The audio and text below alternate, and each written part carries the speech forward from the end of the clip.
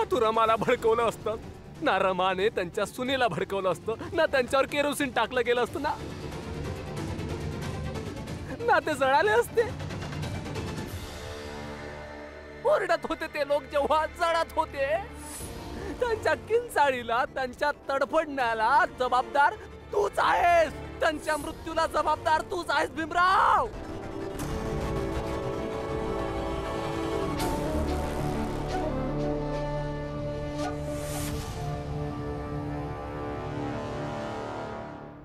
मी यशस्वी झालो.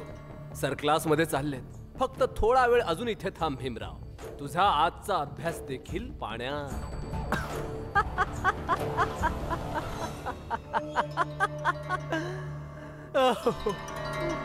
कमालीचा कलाकार आहे नरोत्तम जोशी देखील.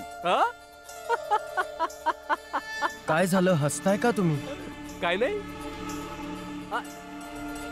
नाही जळालेत ते. मी तर फक्त म्हणजे तुला सांगत होतो की जर त्यांनी स्वतःला आग लावून घेतली असती, जर ते मेले असते तर.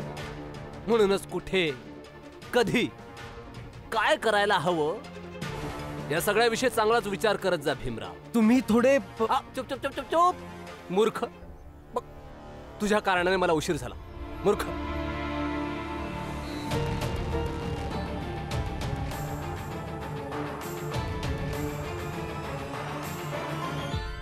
मे आय कम इन सर? ये बस. आज भीमराव तर आलाच नाही, तर चला काहीतरी अभ्यास करूयात. चला काढा पुस्तक. अरे भीमराव ये.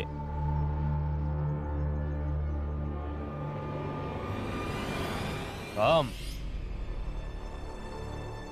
हे काय धर्मशाळा आहे? जेव्हा वाटेल तेव्हा तू येशील. जा बाहेर जाऊन मैदानात उभा राहा.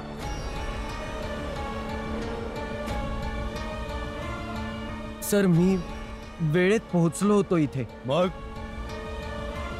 त्यांनी थांबवलं मला बाहेर. खोट्या खोट्या गोष्टी सांगायला लागले. आता माझी यात काय चूक आहे? घ्या, ऐकून घ्या. याच्यात सुद्धा माझीच चुकी आहे, हो ना? अरे मला तर हेच हवंय भीमराव की तू तुझं शिक्षण पूर्ण करू नये. हे अख्खं कॉलेजला माहिती आहे की तुझं शिक्षण थांबवण्यासाठी मी काहीही करू शकतो. मान्य आहे की मी याला बाहेर थांबवलं, तर याने थांबायला हवं होतं. जर याला यायचंच होतं तर याने वेळेत यायचं होतं ना वर्गामध्ये. सर बोला, स्वतःची चूक मान्य करायची नाहीये याला. अगदी बरोबर बोलतायत नरोत्तम जोशी. इतर वेळी भीमराव एवढी बुद्धिमानी दाखवतो, इथे अक्कल काय गवत खायला गेली होती का याची? आता जा आणि बाहेर मैदानात जाऊन उभा राहा. हीच तुझी शिक्षा आहे. पण उशिरा येणाऱ्यांना वर्गात कोणतीही जागा नाही. चल जा.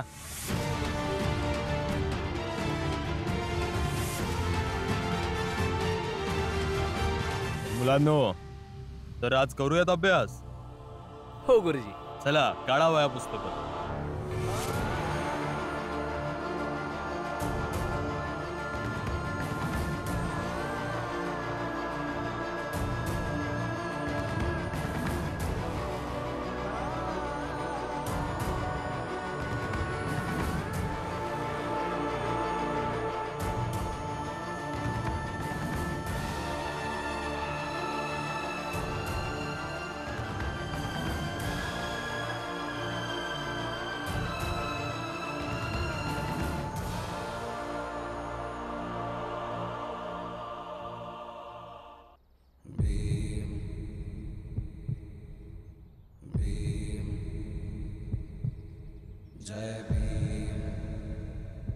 हळूहळू असं वाटायला लागलंय मला, सर्वांना कुठल्याही परिस्थितीत माझं शिक्षण थांबवायचं आहे.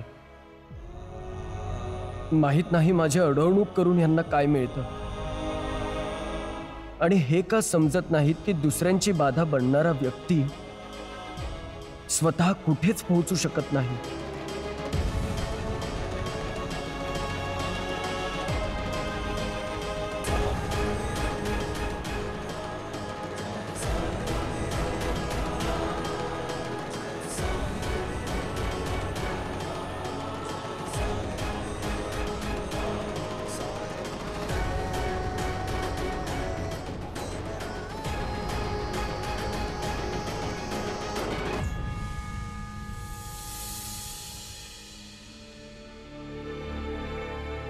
भीम, तुझा तर वर्ग चालू आहे ना, मग तू बाहेर का बसला आहेस? काय सांगू सर तुम्हाला, विचित्र नातं बनलंय. जेव्हा मी क्लासच्या आत असतो तेव्हा गुरुजी शिकवत नाहीत आणि जेव्हा त्यांना शिकवायचं असतं मला क्लासच्या बाहेर काढतात. म्हणजे काय झालंय भीम? झालंय असं सर की थांब.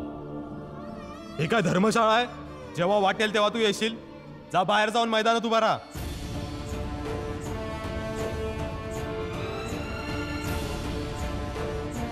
सर मी वेळेत पोहोचलो होतो इथे. मग यांनी बाहेर थांबवलं मला. खोट्या खोट्या गोष्टी सांगायला लागले. मान्य आहे की मी याला बाहेर थांबवलं, तर याने थांबायला हो होतं. जर याला यायचंच होतं तर याने वेळेत यायचं होतं ना वर्गामध्ये. सर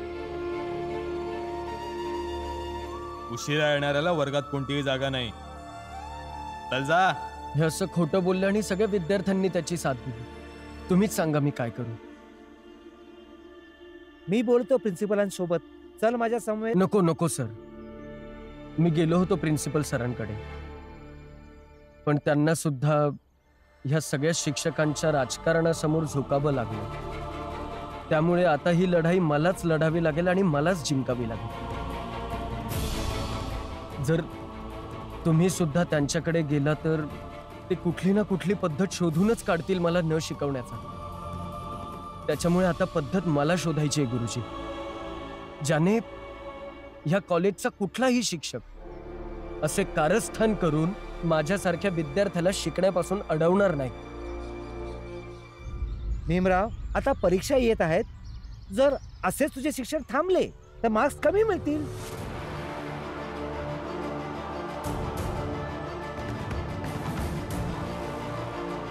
नाही मिळणार मार्क्स कमी. तुम्ही निश्चिंत राहा सर. ठीक आहे, मी येतो. जर तुला माझी गरज असेल तर मला सांग, मी तुझी मदत करेल. हो.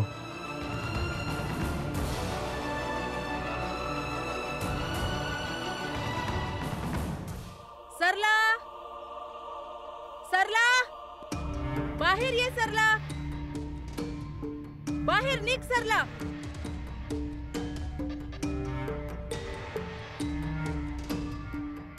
ए सरला, ऐक. तुझ्याकडे उद्या संध्याकाळपर्यंतची वेळ आहे. उद्या संध्याकाळपर्यंत तू घरी नाही आलीस तर उद्याच मी माझ्या पोराचं दुसरं लग्न लावून देईन.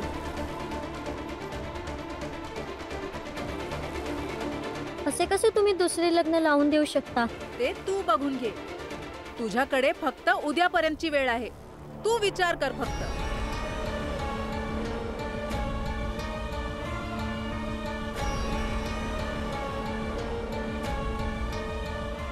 आणि सरला, शेवटी तुला काय मिळालं? सवत. रमा का आयुष्यभर तुला इथे ठेवणार आहे? नाही ना? अजूनही वेळ हाय. तुझ्या नवऱ्याच्या घरी निघून जा. आता तूच विचार कर, अशा बाईची समाजात काय इज्जत राहील जिला नवऱ्याने सोडलंय? अगं, नवरा कसा बी असो त्याच्या बरोबरच राहिलं पाहिजे.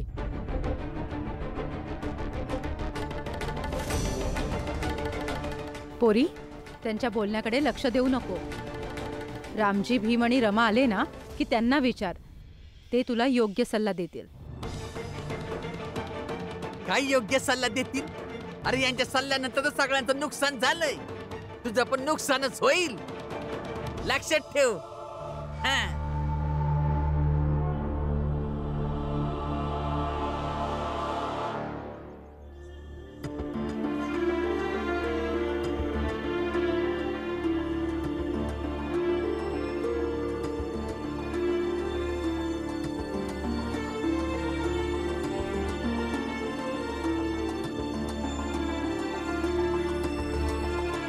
या रमा लक्ष्मी अजूनपर्यंत नाही आल्या. माहित नाही बाळाच्या पत्नीला भेटल्या तर ती काय बोलली, कशी आहे ती आणि कसा आहे बाळा.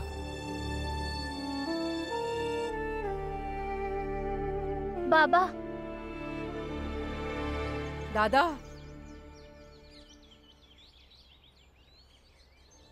दादा बाळाची पत्नी भेटली, कशी आहे ती? बाबा, ताई आता त्या जागी नाही राहत जिथं आम्ही भेटलो होतो.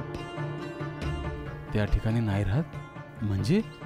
म्हणजे दादा, शेजारचे सांगत होते की जसं आपण तिथून निघालो त्यानंतर माहित नाही बाळा आपल्या पत्नीला घेऊन कुठं गेला, कुठल्या दुसऱ्या ठिकाणी तिला सोडून आलाय. काय? हा बाबा, आणि सगळ्यात विचित्र गोष्ट ही आहे की तिकडची काही माणसं म्हणत होती की सकाळी बाळा दादाच्या हातावर कोणती पट्टी नव्हती. काय?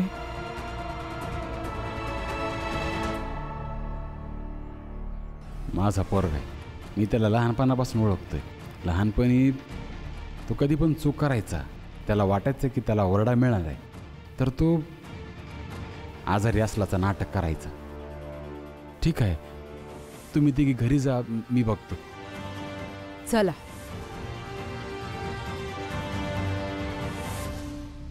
चला चला लवकर करा, एवढा वेळ नाही आपल्या जवळ. अरे काय करताय? ह्या हातोडीने थोडीच ना तुटणार आहे तो. ही वाली घ्या, आणा इकडे.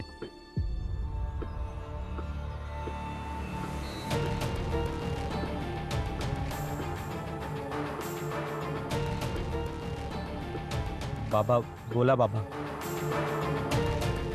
हे बघा, जर व्यक्तिगत बोलायचं तर तिकडे जाऊन बोलूयात आपण. जर व्यावसायिक बोलायचं तर बोला. तुझी पत्नी कुठं आहे? बाबा, ही व्यक्तिगत गोष्ट झाली ना, चला तिकडे.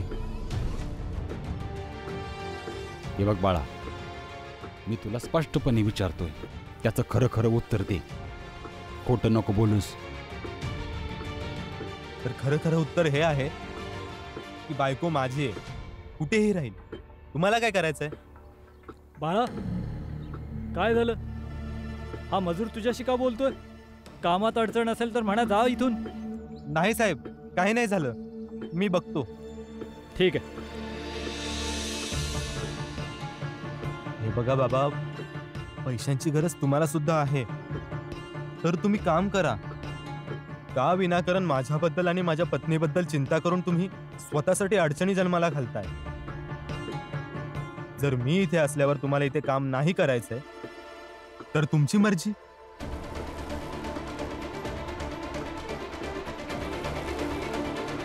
बाबा, आता हे नका म्हणू की मला तुझ्या पत्नीजवळ घेऊन जा. नाही साहेब, तुमच्या हातात जो हातोडा आहे ना, तो मला द्या. दगड फोडायची आहे.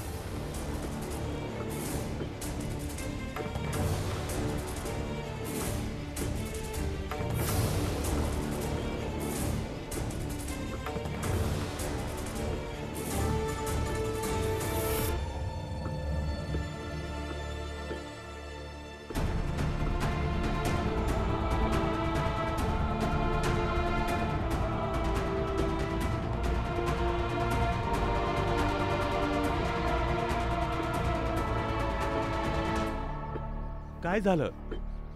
कसला विचार करतोय?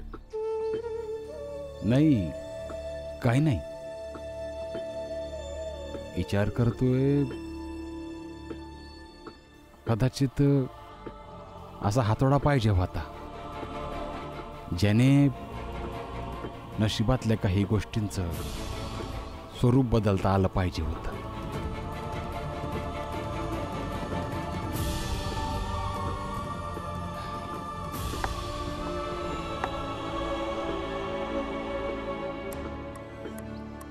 बाबा, तुम्ही विनाकारण दुःखी होताय. बाळा तुमची मान कधीच नाही झुकू देणार, अनादरही नाही करणार, पण चालणार माझ्या पद्धतीनेच.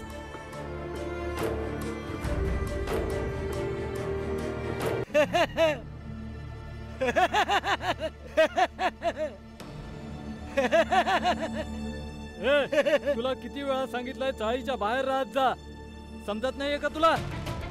मनुष्य एक सामाजिक प्राणी आहे, मी पण माणूस आहे. जास्त शिकून शिकून वेडा झालेला आहेस तू.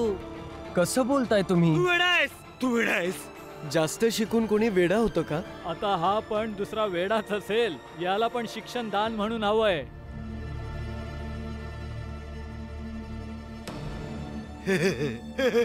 शिक्षेचं दान मागतोस? शिक्षा कधी दान म्हणून मिळत नाही. शिक्षा कधी दान म्हणून मिळत नाही. अरे जा. हे काय करताय? हट इथून, पळ. अहो सोडा. शिक्षा दान म्हणून मिळते. शिक्षा दानात मिळत नाही.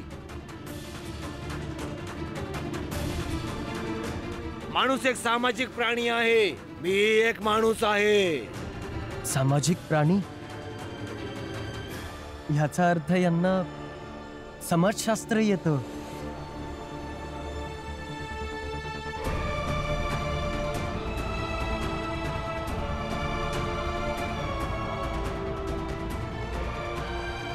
अहो ऐका ना, थांबा.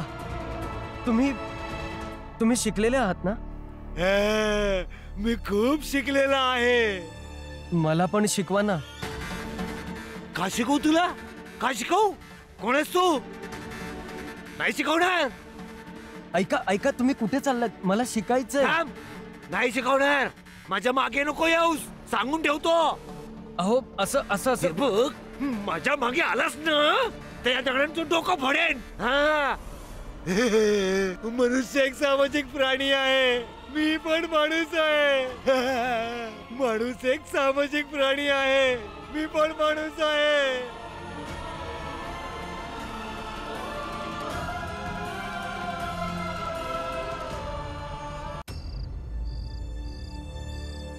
माहित नाही बाळाची पत्नी कुठे आहे, कशी आहे, बाळाने तिच्यासोबत काय केलं असेल. करायचं काय आहे?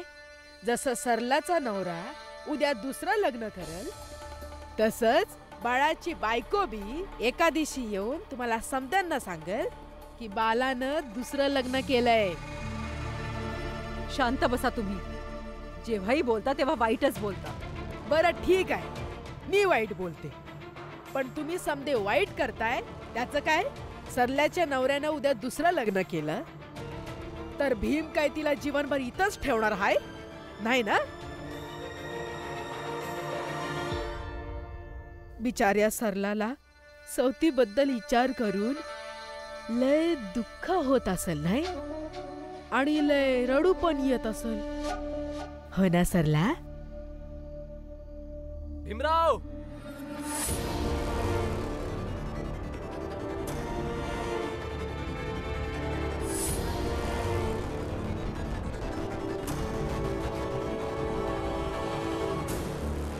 मूर्ख, बघ आज हिच्या अश्रूचं ही कारण बनलास तू. जेवढा विचार करतोस की लोकांचं आयुष्य सांभाळशील तू, तेवढंच उद्ध्वस्त करून टाकतोस.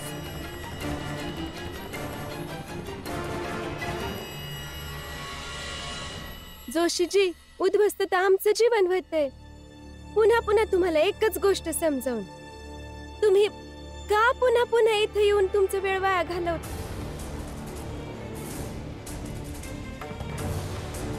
निरक्षर,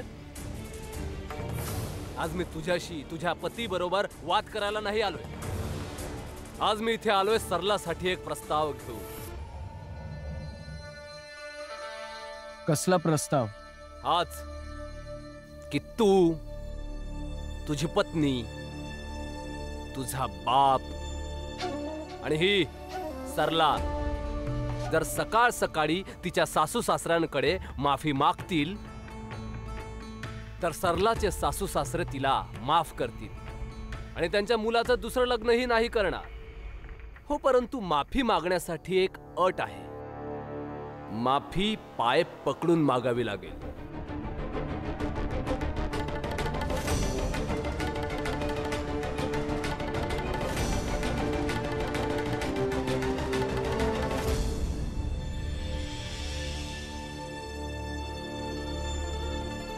हाँ, मागेन मी माफी.